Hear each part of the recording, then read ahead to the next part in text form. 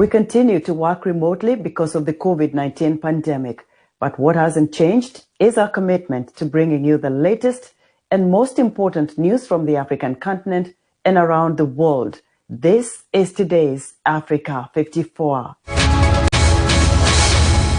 We begin in Nigeria, where kidnappers have released the remaining 29 students they were holding captive on Wednesday, nearly 2 months after abducting them from a forestry college in Kaduna State. Gunmen took 39 students from the Federal College of Forestry Mechanization in northwest Nigeria on March 11 and previously released 10 of them. The newly released students arrived at a police headquarters in Kaduna City on Wednesday night, looking weak and wearing dirty, torn clothing. One female student could not walk alone and was carried into the building, while another was rushed to the hospital. Police did not allow journalists to speak to the students. More than 700 people have been abducted from schools in northwest Nigeria since December in a rush of kidnapping for ransom in the volatile region. French journalist Olivier Dubois, who went missing from the northern Malian city of Gao last month, has appeared in a video in which he says he has been kidnapped by an Al-Qaeda affiliate. Angela Ukumadu reports. A French journalist who disappeared in Mali last month has appeared in a video saying he has been kidnapped by jihadist militants. In the video, Olivier Dubois says he was taken by Al-Qaeda-affiliated group JNIM, which has carried out a number of attacks in Mali. He urges authorities to do all they can to free him. Reporters Without Borders Africa researcher Arnaud Froga says they know Dubois was in the northern city Gao on April 8. We know that he was in his hotel, that he left, that he did not come back for lunch, and that 2 days later he was to return to Bamako, the capital of Mali, but that he did not arrive. And so we were alerted about his troubling disappearance. Dubois appears to be the first French national taken hostage by jihadists in Mali since a French aid worker, Sophie Petronen, was freed in October last year. She had been abducted near Gao in late 2016. French civilians have long been favored targets for kidnapping in West Africa's arid Sahel region, partly because of perceptions that the French government is prepared to pay ransoms. France has repeatedly denied paying ransoms for hostages. French government spokesman Gabriel Attal confirmed Dubois' disappearance, but stopped short of calling it a kidnapping. He said authorities were in contact with the family and carrying out technical checks on the authenticity of the video. That report by Angela Okumadu of Reuters. A 2-day state visit to Kenya by Tanzanian President Samia Suluhu Hassan has begun to pay off, with Kenya's President Uhuru Kenyatta ordering his officials to clear a standoff at the borders to allow goods to be ferried between the two countries. However, the highlight of her visit was her address to Kenyan lawmakers. I spoke to WEWE Swahili Service reporter Kennedy Wandera, who began by explaining President Hassan's message to Kenyan parliamentarians. Parliamentarians have a duty to implement and help the government to implement the commitments that have been made in this particular talk. And the key of this is that they have the power to ratify the protocols that have been agreed between President Samia Suluhu and President Uhuru Kenyatta. There was talk about renewed relationship between the two countries. What should each country expect from the other moving forward? The two presidents insisted on having a joint commission, a commission that is going to look at the restrictions that have been there, the challenges that have been there. And the essence of doing this is to ensure that there is unhindered access of goods from Tanzania to Kenya and vice versa. And Ken, I heard a little excerpt of her speech, and she spoke entirely in Kiswahili language, but with deeper meaning for Kenya's lawmakers and Kenyans. How do you sum it up, Ken? Yeah, this is just a continuation of the efforts that Tanzania has been implementing in Kenya. For instance, Tanzanian Speaker Job Ndugai was in Nairobi and launched the standing orders for the parliament, meaning that they can now debate their motions and other issues in Swahili. And therefore, her speaking in Swahili today has huge significance in telling the members of parliament that Kiswahili is a language that helps us to share our values, and therefore there is a greater need for the two countries to continue ensuring that they use Kiswahili in their debates in parliament for the benefit of the two people who use Kiswahili as a core language of communication.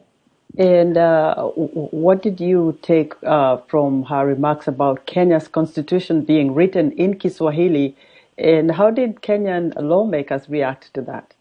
The lawmakers were so happy to hear this because it is very critical, because there have been challenges of government implementing its policies, and sometimes the government may communicate a certain policy, but the people on the ground will not be able to understand what the government is trying to inform the public, and therefore it's very important that Swahili is used to connect the people in the villages and connect the people at the top government levels. You've spoken to several women there in Nairobi, including young women. What did her presence in Kenya bring to the women of that country?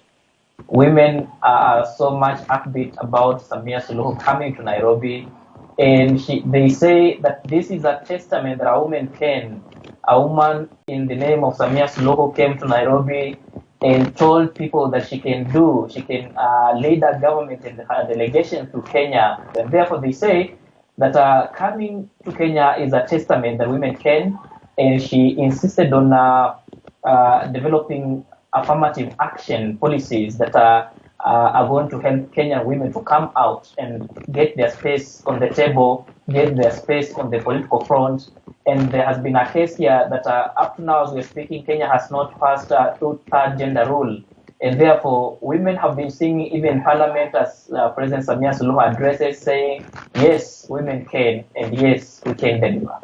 What was her pledge to Kenya in how Tanzania is going to tackle the COVID-19 pandemic moving forward?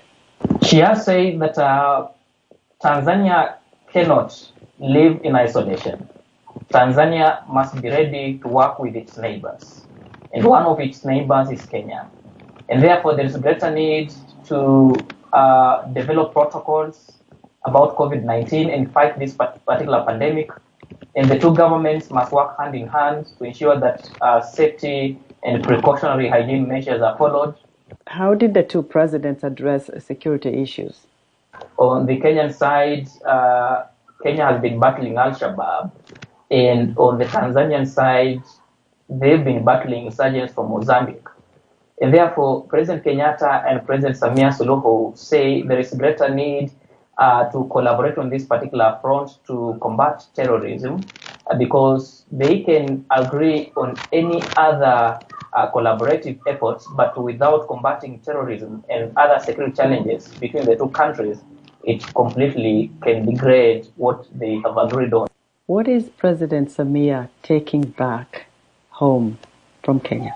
President Samia Suluhu says Nairobi has really elevated her stature, and she says that she's very proud of Kenya, and just addressing the Kenyan parliament is a huge honor, because this is the second president from the United Republic of Tanzania who has addressed Kenyan parliament. And for this case, she has addressed a joint session of Kenya Parliament, that is the Senate and the National Assembly, and therefore she's getting back home and saying that yes, her successful trip to Nairobi has happened, and therefore it's time now to get back to work. Kennedy Wandera is a VOA Swahili Service reporter. President Biden set a goal of reducing U.S. greenhouse gas emissions by half by 2030. His pledge to a virtual summit of world leaders in April is welcomed by those hit hardest by climate change and looking for as much quick action as possible. Here's VOA's Arasha Basadi with more. Scientists point to climate change as the reason for the increase in the number of extreme weather events. NASA's senior climate advisor Gavin Schmidt says the problem starts with rising temperatures. As the planet warms, the ocean absorbs that heat, and that's causing the ocean to expand. So that fills the basins more and more. But of course, as we're warming, we're also melting ice. We're melting ice in mountain areas. Glaciers are retreating. All of that water is effectively ending up in the ocean. Schmidt says the planet's rising temperatures lead to drier land, which in turn leads to wildfires like this one in Mexico. Edgar Godoy oversees Mexico for the Rainforest Alliance, a nonprofit group working to protect nature while helping farmers. He says fires, floods, and melting glaciers have become routine. And every year in Mexico, as I think in the whole world, we are always saying, oh, this was the hottest year in the last 5 years. But it's happening year after year after year.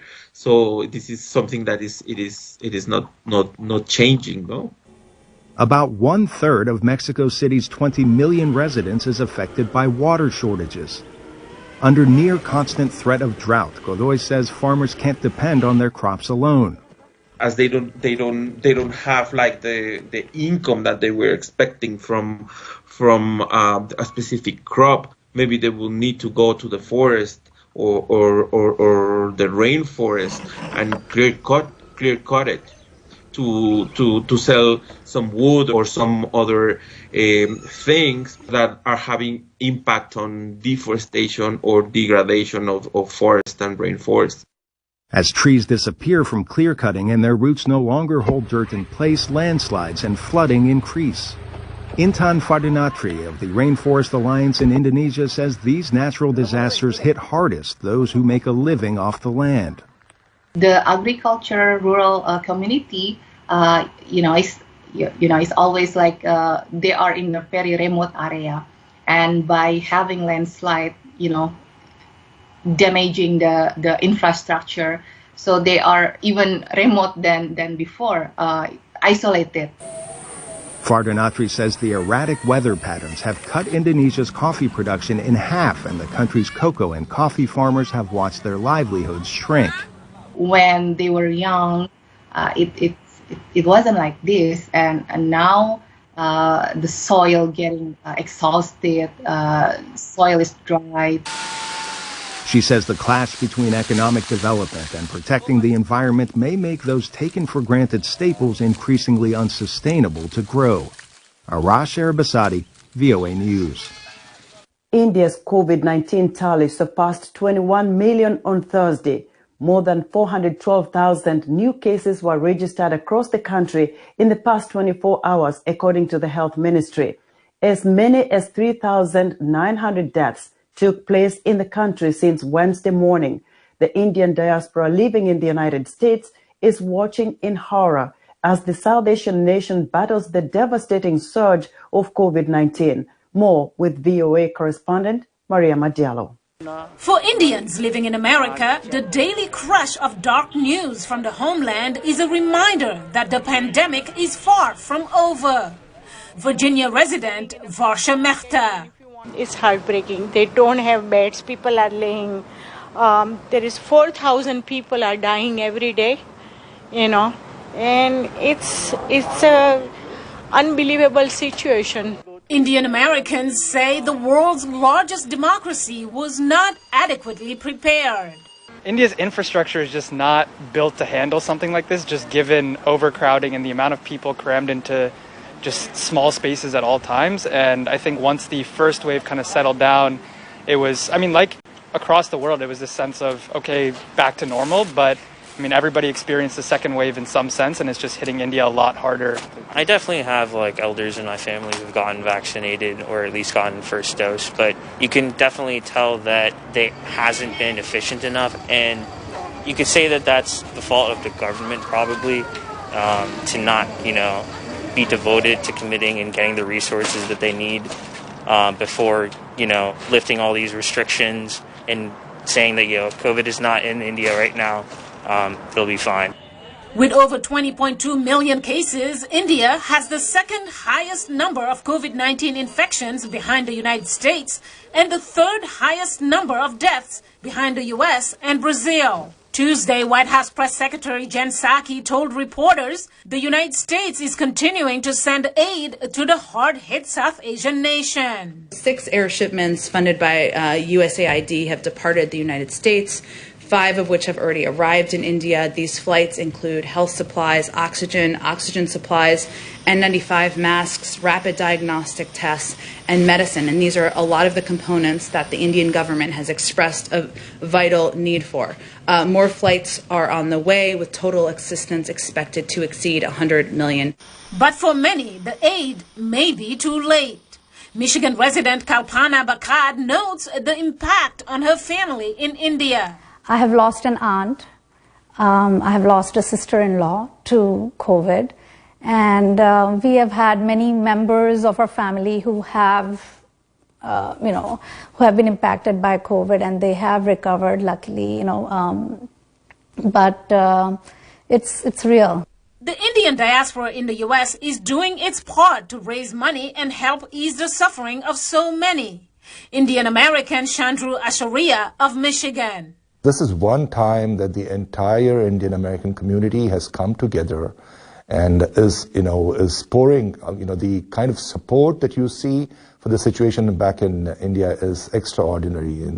For the more than 4 million people of Indian descent in the U.S., a dichotomy of sorts as vaccinations increase in the U.S. and the pandemic rages on an ocean away. Mariama Jalou, WEWE News. Let us know what you think about Africa 54. Join the discussion on Facebook. The address is Africa 54. We're also streaming our broadcast live on Facebook. Please watch and share our show with your friends.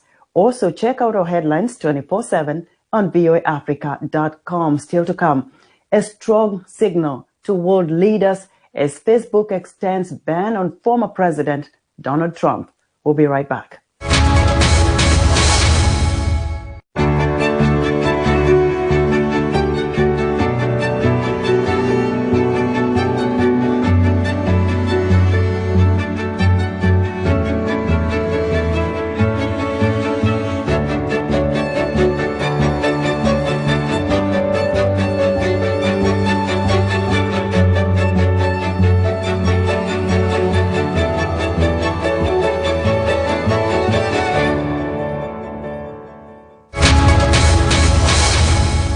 Welcome back to Africa 54. As the number of COVID cases in India rise and overwhelm the healthcare system, many from the country now living in the U.S. have watched helplessly as friends and family grapple with the virus. Now some in the Midwest state of Illinois are mobilizing to help from a distance. VOA's Ken Faribault reports. Every morning, just checking the internet for the latest news from India is a dismal ritual for entrepreneur Anil Joshi. In my own family, my cousin family actually have 4 people, all 4 family members got infected. A childhood friend of mine died actually. In recent weeks, 7 members of Ashfaq Syed's extended family in the Indian city of Hyderabad have contracted the virus. He says all 7 have since passed away. It is going crazy, I can say, and I've been getting messages every day of somebody passing away, especially from my family and friends and loved ones. Anil Joshi's company, IntelliH, is developing technology that would allow India's medical professionals to remotely assess and monitor patients. He has a team of 35 employees in India advancing the project, but the virus is slowing down their work. In our own group, in the last 3 weeks, we have 4 people who are actually infected and not able to work because their mom or dad got them first, and obviously Indian families are very closely knit family. They live together. Joshi and Syed are among many trying to answer India's call for help. People need oxygen supply there.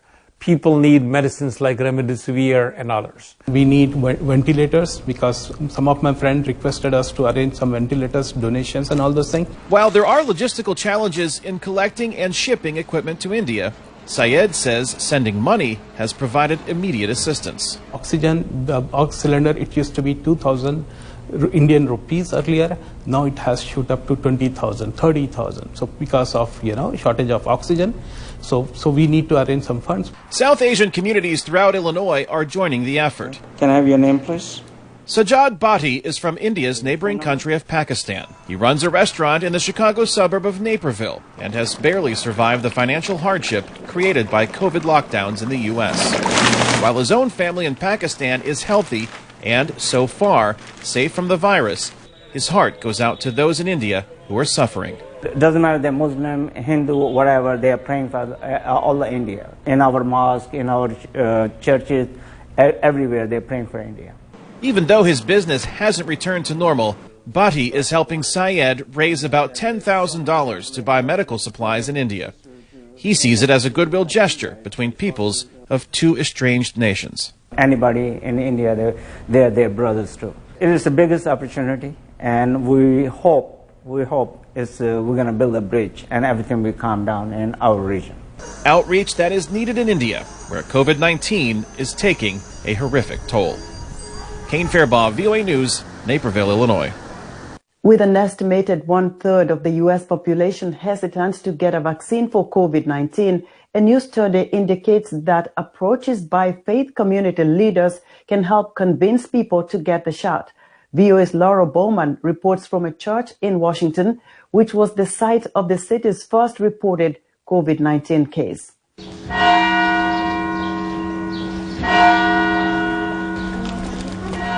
Christ Church Georgetown is one of the oldest churches in Washington. It's also where COVID-19 arrived when the Reverend Timothy Cole became the city's first coronavirus patient. It earned him a new nickname. Patient Zero, which is a name that it's going to take a bit of living down, I think. The Christian understanding of love. Cole has been vaccinated, and so has nearly everyone in church this day. He's urged his parishioners to get the shot for their own health and for the welfare of others. And he's happy for more faith leaders to do the same. I think there were good things that came out of me catching COVID, and I certainly alerted this community very early to the risks of it, and perhaps this community benefited in the long run by being, very quick to react. The Lord be with you. On the Sunday prior to Rector Tim Cole being admitted to the hospital for COVID-19, he helped give communion to hundreds of congregants here at Christ Church. It was a wake-up call for the community. I happen to have been a parishioner here at the last service that Tim presented before he was diagnosed with COVID-19. That experience made us become very aware and made us, I would say, much more cautious and aware of what we should be doing and not doing. A recent survey of Americans indicated 1/3 of them would look to a religious leader when deciding whether to get a COVID-19 vaccine. And over half say getting vaccinated is a way to make good on the aspiration of loving one's neighbor. People who are more hesitant, particularly in white evangelical Protestant and Black Protestant groups, indicate that religious appeals would work for them.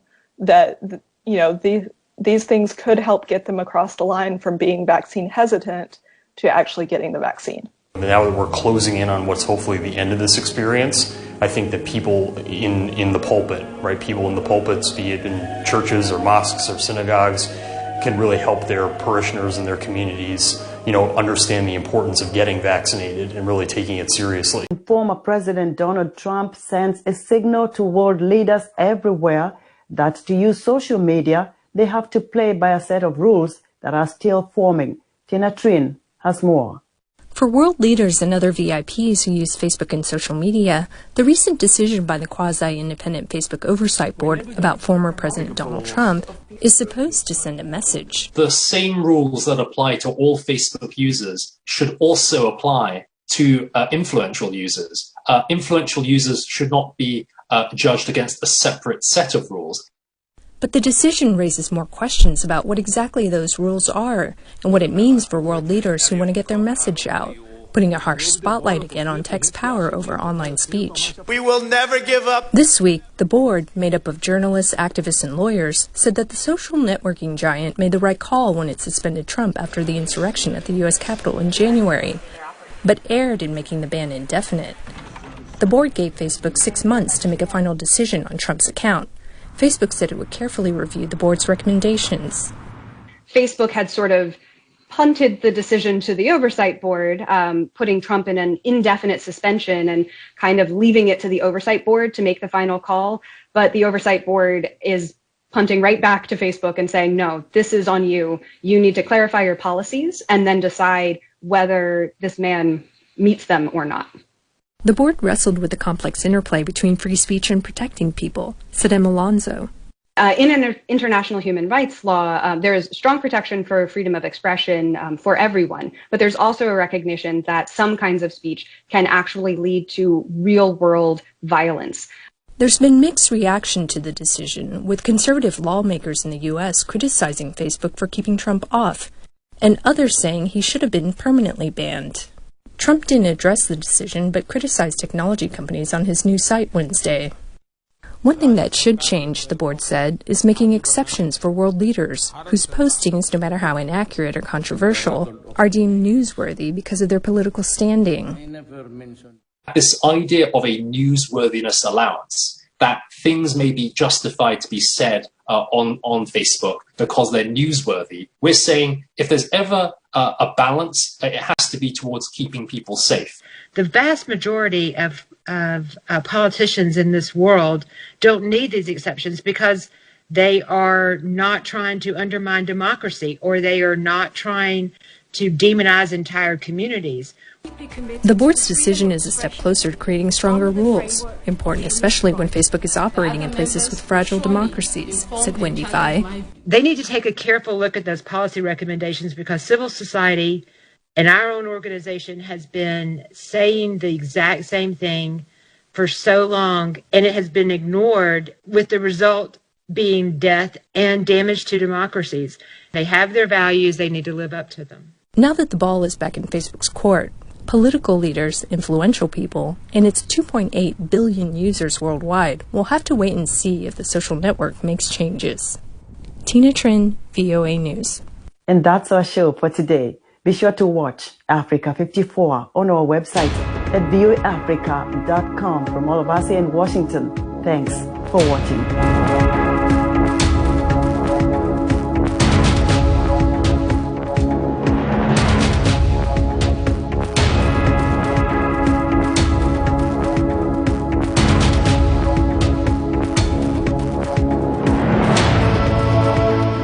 Ili kuwa mwanafamilia bora wa Global TV, usisahau kusubscribe, like, kushare na kucomment. Baada ya kusubscribe, bonyeza alama ya kengele ili kupata taarifa kwa kila video inayopanda Global TV Online.